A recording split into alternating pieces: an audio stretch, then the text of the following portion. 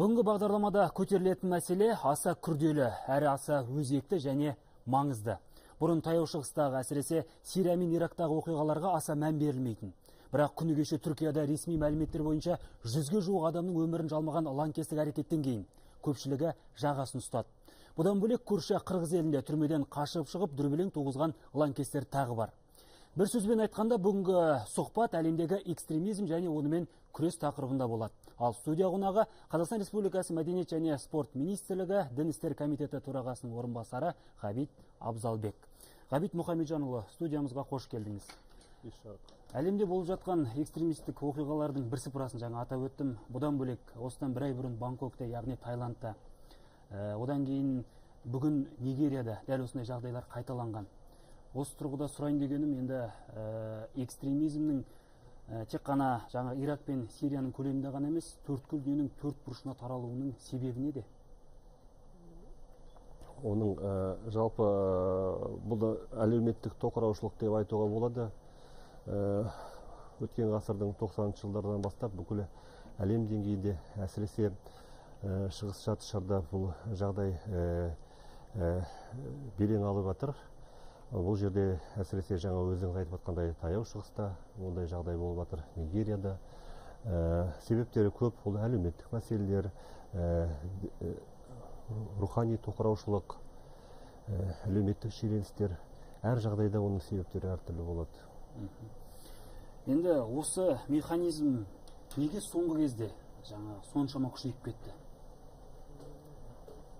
Ол тұрғыда қалай жауап береміз?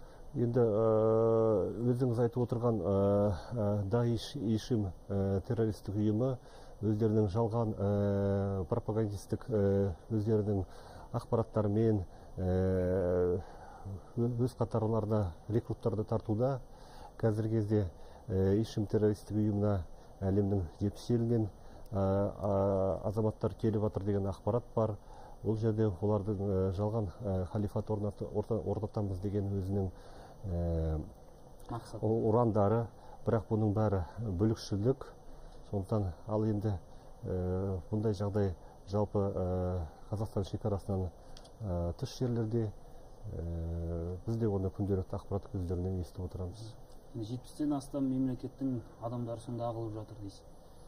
Енді осыған не түрткі болады? Жарнама ма, ғаламтор, тағы қандай ішкі сыртқы факторлар әсер етуі мүмкін? Енді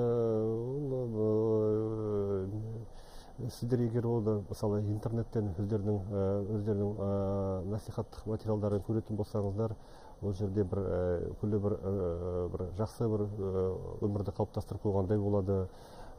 Оның бәрі иллюзия, миф деп санаймыз. Сонымен қатар жаңағындай өздерінше бір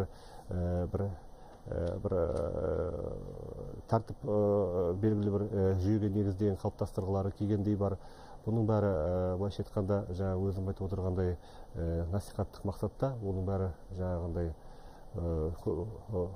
рухани сауатсыздықтан туындайды, әлеуметтік мәселелер. Енді осы жарнамаларға, яғни соғыстың вирусы ең бірінші кімдер ілігеді?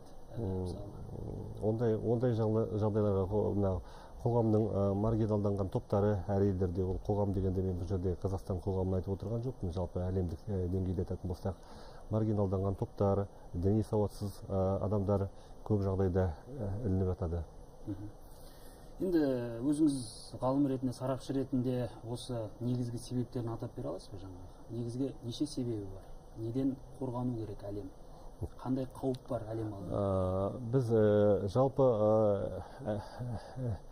әлем елдерінің өкіметтері өздері тиісті механизмдерін қалыптастырылады. Өзіңіз білесіз, елбасы Біріккен ұлттар ассамблеясының таяуда өткен сессиясында осындай зомбылықты экстремизмге күш біріктіріп күресу қажеттігін айтқан болатын.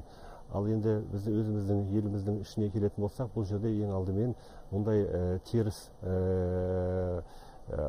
насихатқа, теріс сипаттағы осындай көріністерге азаматтардың бойында идеология, иммунитет қалыптастыру керек. Бұл жөнде бар нәрсені мектептен бастау керек. Сол жерде мен сізге айта кетейін, Қазақстан Республикасы Мәдениет және спорт министрлігінің дін істер комитеті, білім және ғылым министрлігімен бірлесіп, орта мектептердің 9-шы сыныптары үшін зайырлық және дінтану негіздері пәнінің жаңа оқу әдістемелік кешенін әзірледі. Оның алдында бағдарламасы бекітілген болатын. Сол жерде балалардың бойында теріс экстремистік ағымдар идеологиясына қарсы иммунитет қалыптастыру, зайырлық құндылықтардың орнықтыру және әлемдік діндердің, Қазақстандағы діндер тарихының шынайы сипатын көрсетуге бағытталған ақпараттар кешені қалыптастырылған. Жалпы өзіңіз сұрап отырғаныңыздай, жұмыс кең көлемде жүргізіледі. Елбасының жарлығымен бекітілген Қазақстан Республикасында діни экстремизмге және терроризмге қарсы күрес жөніндегі мемлекеттік бағдарлама 2013-2017 жылдарға арналып бекітілген. Сол жерде кешенді шаралар көзделген. Елбасының Нью-Йоркта көтерген бастамасын айтып өттіңіз. Одан бөлек күні кеше Қазақстан президенті мен Ресей Федерациясының президенті арасындағы кездесуде Нұрсұлтан Назарбаев ислам терроризмге қарсы деген форум өткізу туралы ұсыныс жасаған болады. Осыған сарапшы ретінде қандай баға бересіз?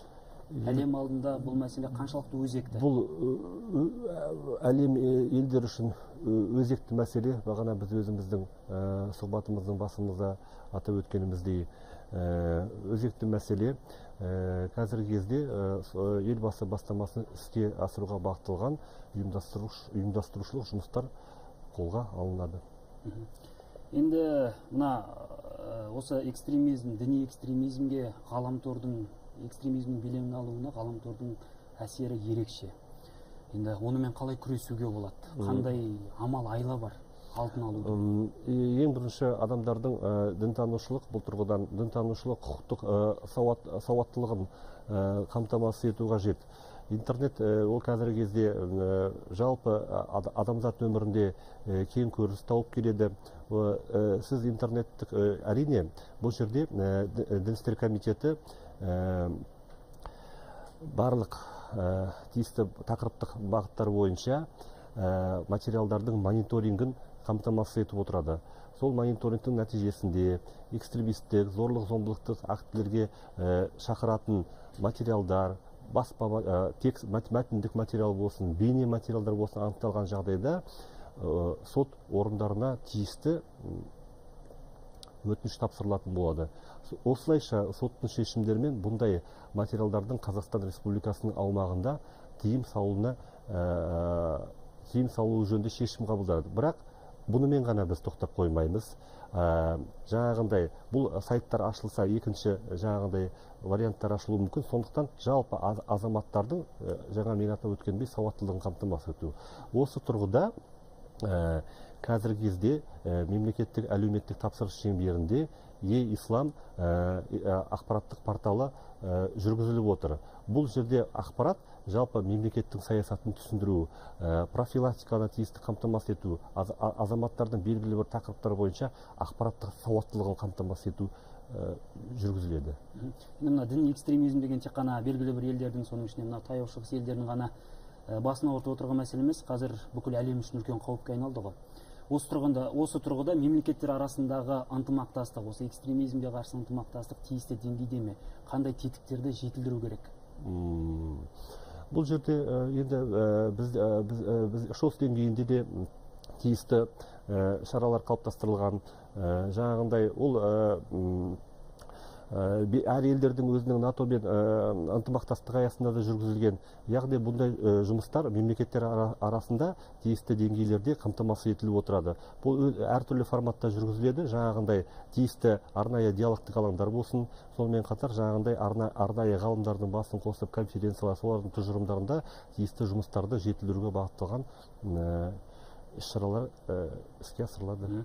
Енді өзіңіз қалай ойлайсыз, негізгі мәселе дінде ме, әлде қоғамда ма осы экстремизмге қатысты? Жалпы бұл жерде негізгі мәселе дінде деп айтуға болмайды. Бұл дінді теріс айналдырып, тонын теріс айналдырып түсіндіруден. Бұл жерде сауаттылықтың болмауынан шығып отырады мәселенің бәрі.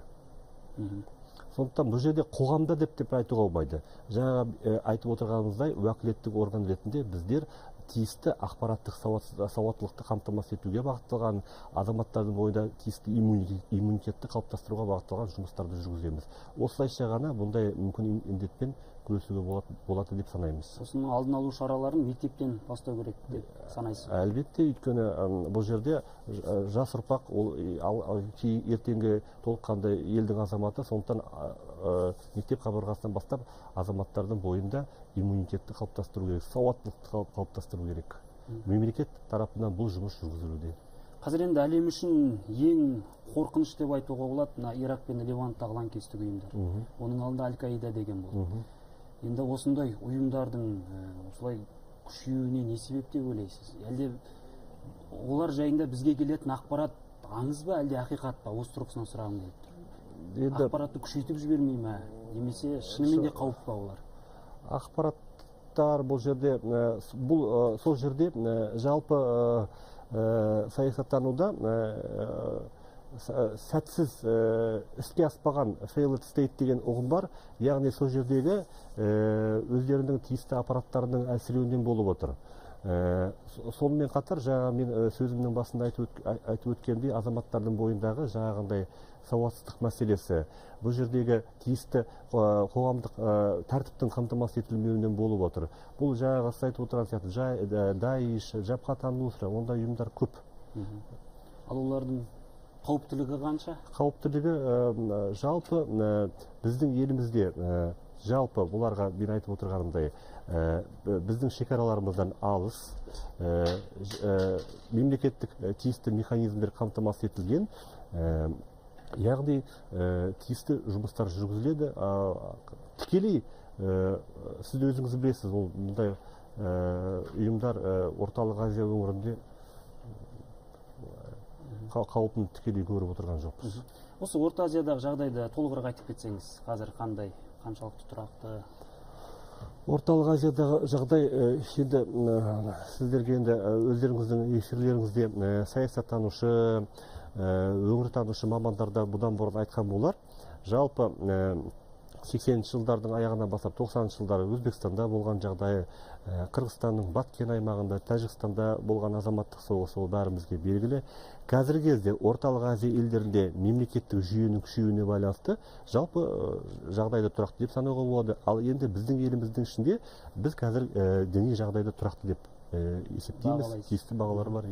Енді сарапшы ретінде осы діни экстремизммен күрес неден басталу керек деп есептейсіз өзіңіз? Қалай жүру керек онымен күрес? Мүмкін әр адам өзінен бастау керек, әлде мемлекет болып күресу керек, әлде әлем болып, қоғам болып күресу керек? Бұл жерде жүйелі, кешенді жұмыстар жүргізілу керек. Жаңа өзім айтып отырғандай, азаматтардың бойында иммунитет қалыптастыру, тиісті қоғамдық институттарда жұмыс істету. Мысалы, қазір Дін істер комитетінің жанынан сарапшылар кеңесі жұмыс істейді. Діни бірлестіктермен байланыс жөніндегі кеңес бар. Осындай консультативті кеңесші органдардың базасында біз сарапшыларды тарта отырып, тиісті сарапшылық ақпараттар алып талқылап отырамыз. Яғни, содан кейін жаңағындай өңірлерде де осыған ұқсас аналогтық алаңдар бар.